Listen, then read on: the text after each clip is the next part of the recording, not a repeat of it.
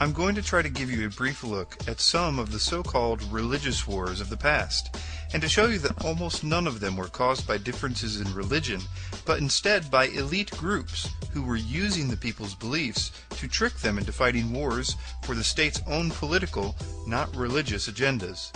And because of the control of the information, they were able to do this despite the fact that the wars were, in every case, against the religious beliefs themselves. Let's start with the Holy War that most of us immediately think of, which is the so-called Crusades. The Crusades were a series of military campaigns between the 11th and 13th centuries by the Vatican. The biggest thing to realize here is that the Roman Catholic Church is a political power that uses the religion of Christianity to achieve its various political goals. It's obvious to anyone that's looked into it that the teachings of Christianity are clearly opposed to war of any kind, for any reason. This is one of the reasons why the Roman Catholic Church, after it took over Christianity, opposed translations of the Bible into various native tongues for nearly 1,000 years. And it's also why all the services were said in Latin, a language almost no one understood. People of the world at that time had no access to information about real Christianity. If the priest told them that God wanted them to fight in a war, they usually believed him.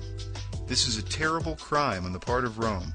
It is, in fact, mind control, and the Vatican deserves all the animosity that it gets.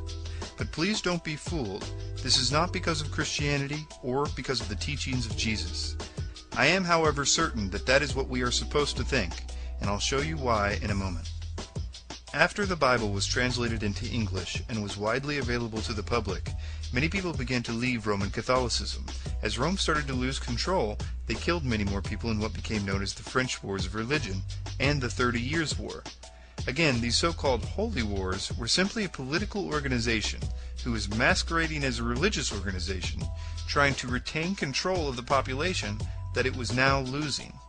The most ironic thing is that it was the real religion of Christianity that actually ended the Crusades. Once people found out what the Bible actually said, they realized how wrong war was and that they had been deceived. Another so-called religious war is the Japanese Shinto Wars. The same basic method was used in the Shinto Wars.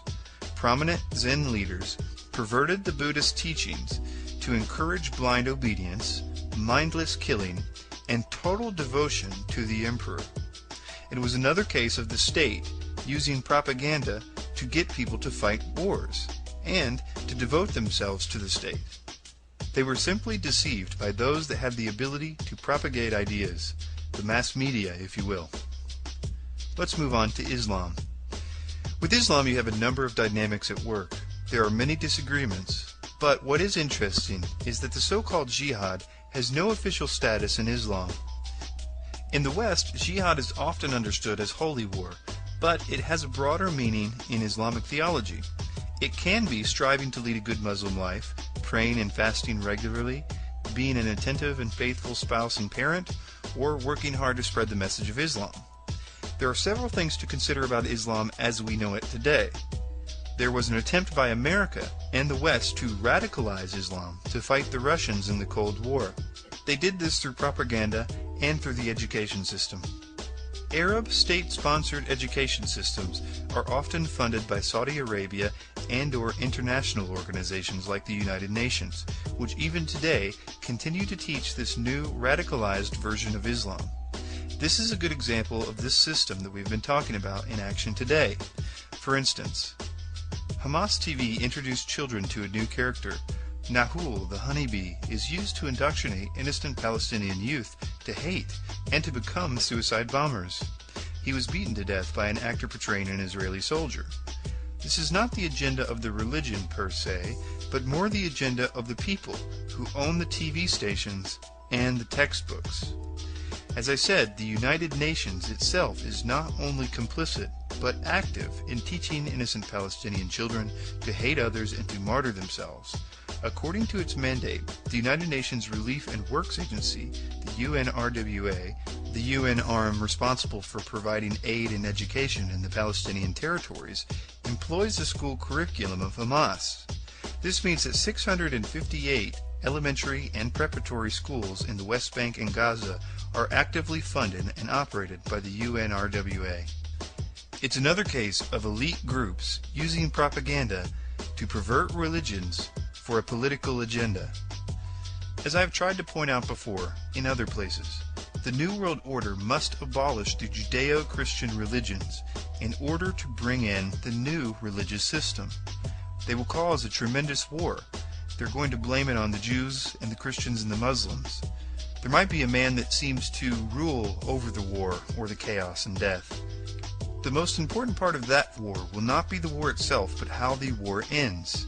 They will most likely bring in a person or persons who seems to defeat that system and that leader, defeat all the evil that we will have been enduring that whole time. This will include the system that we now call the New World Order.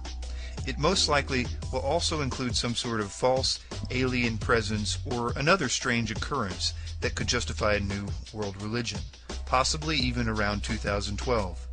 This new person or persons will set up what looks like it will be a new utopia, in which all will be united in their new peace, as well as their newfound hatred for the religions of the past because of the scars that they will have believed those religions caused them through propaganda. This is the New World Order. They have been preparing us for this for a while. They have provided for us many of what Sigmund Freud's nephew Edward Bernays called rubber stamps. These are concepts that the state or the media provides in various ways to achieve knee-jerk reactions, usually one-line responses to certain issues. One such rubber stamp we have been provided to facilitate this ultimate goal is the phrase, "Look at all the wars that religion has caused."